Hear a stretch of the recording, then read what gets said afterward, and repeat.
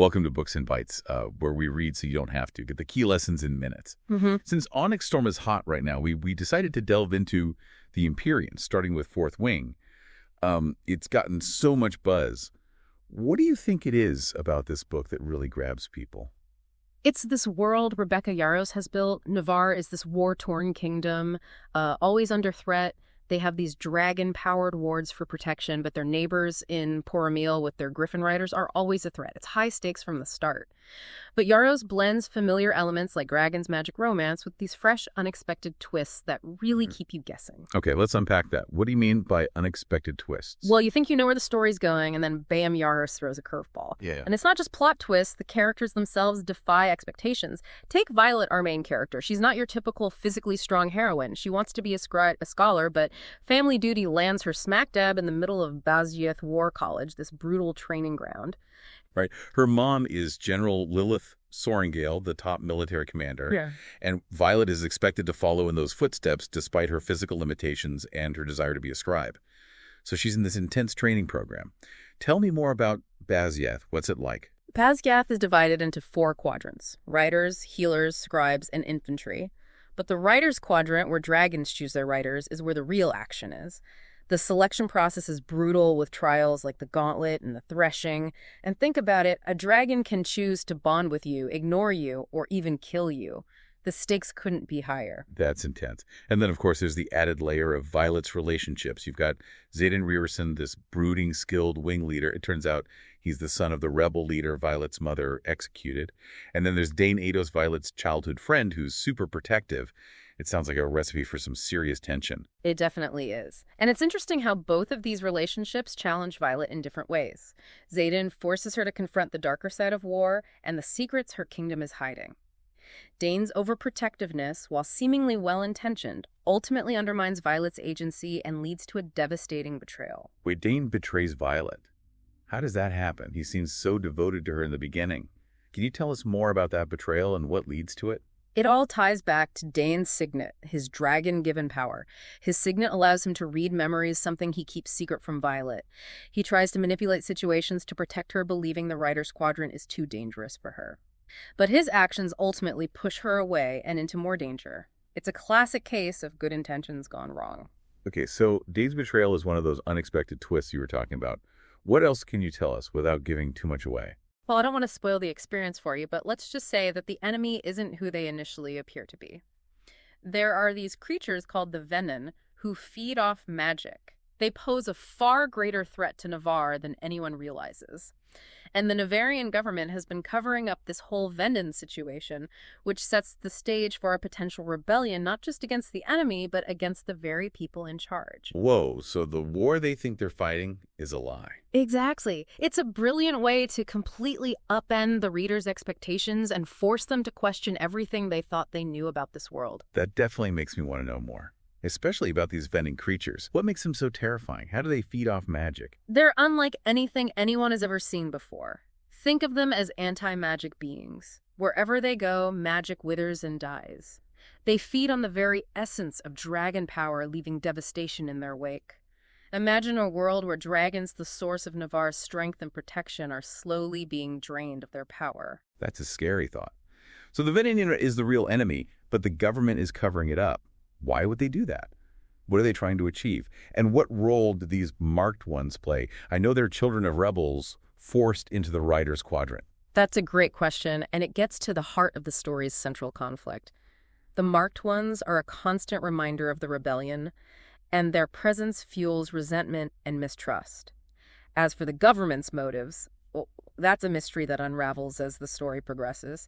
Let's just say that power, secrets, and control play a major role.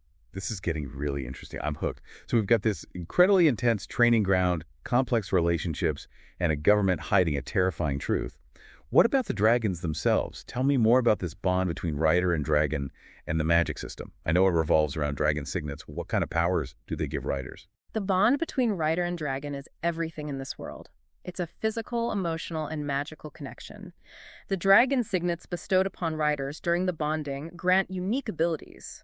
Some riders can manipulate elements like fire or water, while others gain enhanced senses or even the ability to heal. Dane's ability to read memories, for example, comes from his signet. But Violet's bond is extra special.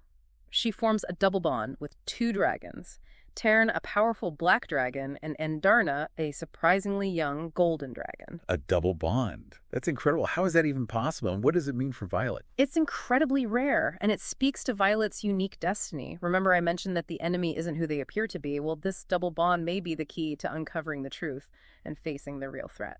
So Violet's got this powerful bond, but she's facing betrayal and a government conspiracy. That's a lot for one person to handle. What else can you tell us about Violet's journey without giving too much away? Well, I don't want to spoil the ending, but let's just say that Violet's journey challenges conventional notions of strength. She's underestimated at every turn because of her physical limitations, but she proves that intelligent strategy and sheer willpower can be just as powerful, if not more so. And her relationships. Let's just say they take some unexpected turns. You've really piqued my curiosity. I can't wait to dive into Fourth Wing myself and discover all the secrets and twists.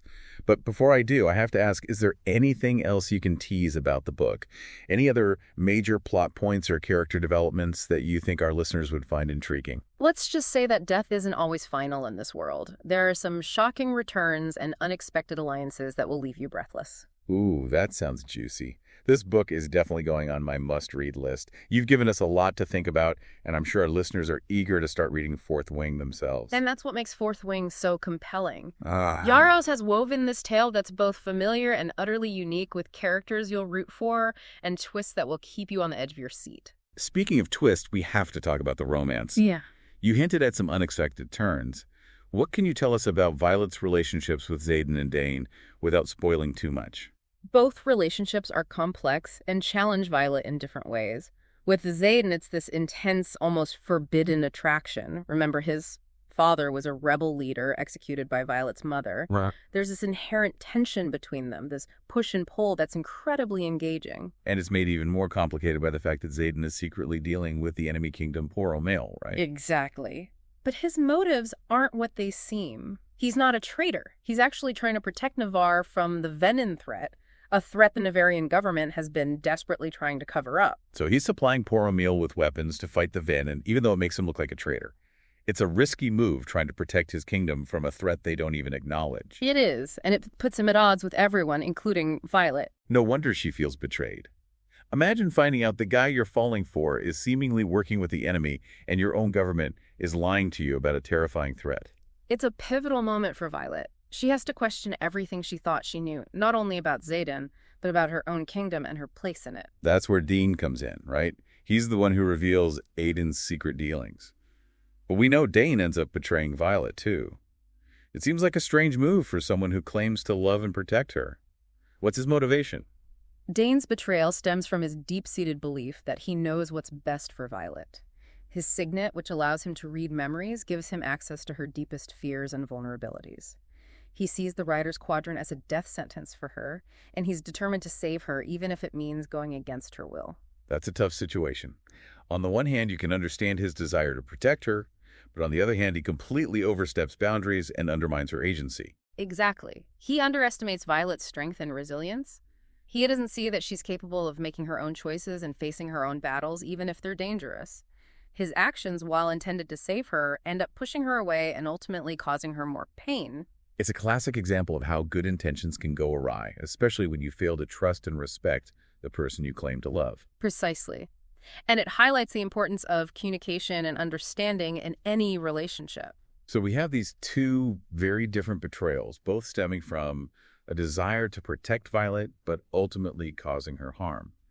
How does she navigate these betrayals? How does she find the strength to keep going in the face of such adversity? That's where her double bond with Taryn and Darna comes into play. It's not just about the unique powers it grants her, it's about the emotional support and connection she finds with these magnificent creatures. They become her anchor, her source of strength in a world that feels increasingly treacherous. Her relationship with Taryn is particularly interesting because his mate is Kael Xaden's dragon. How does this connection impact Violet and Xaden's relationship? It creates a bond between them that goes beyond their complicated feelings for each other. Their dragon's connection forces them to work together to communicate to see each other in a new light. And what about the marked ones? How do they factor into all of this? They represent the consequences of war, the lasting scars of rebellion. They are forced into the writer's quadrant, often against their will, and they carry a deep resentment towards those in power, particularly Violet and her family. So they pose a threat to Violet, both physically and emotionally. They do, but they also serve as a reminder that the lines between good and evil, right and wrong, are often blurred in war. Their presence adds another layer of complexity to the already intricate tapestry of the story. It sounds like Violet is constantly being tested, pushed to her limits.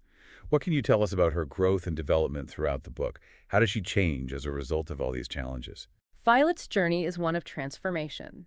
She begins as a young woman forced into a role she never wanted, but she emerges as a strong, capable leader who challenges expectations and fights for what she believes in. The betrayals she suffers, the truths she uncovers, the battles she faces, all forge her into a force to be reckoned with. It sounds like she embodies the idea that strength isn't just about physical prowess, but about mental toughness, resilience, and the ability to adapt. Absolutely. She embraces her vulnerabilities and uses them to her advantage. She learns to trust her instincts, to question authority, to rely on her own strength and the unwavering loyalty of her dragons. It sounds like she's a character who defies expectations and challenges traditional notions of heroism. She is. And that's what makes her so compelling. She's not perfect. She makes mistakes, she doubts herself, but she never gives up. She's a beacon of hope in a world shrouded in darkness and deceit. And then just when you think it can't get any more intense, Brennan returns. Everyone thought he was dead. Right. We see his journal. We know he died fighting in the rebellion. It's the ultimate cliffhanger. And it raises so many questions. Is this really Brennan? How did he survive? What's his role in all of this? That's a great question, and it's one that I'm sure will be explored in the sequel. So if you're looking for a fantasy novel that will keep you on the edge of your seat, challenge your assumptions, and leave you wanting more, then Fourth Wing is definitely worth checking out. Get your copy from the link in the description and subscribe to Books and Bites for Part 2, Iron Flame.